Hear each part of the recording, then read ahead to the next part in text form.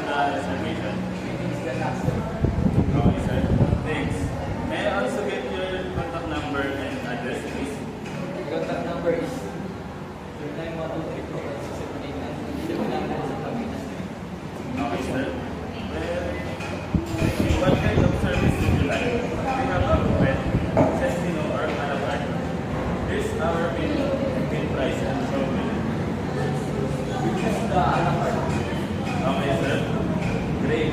Estimated cost is 590. To confirm your reservation, we ask for a 50% deposit. The remaining balance can be paid on pay. Okay, I'll pay the deposit by the cash. Okay, sir. Perfect. Your reservation is now set. For repeat minutes, sir. Date is August 30. Time is 7 p.m. Then the number of guests is 2 persons.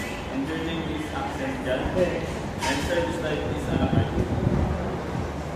That's fine, sir. Thank you. Okay, sir. Thank you. See you, sir.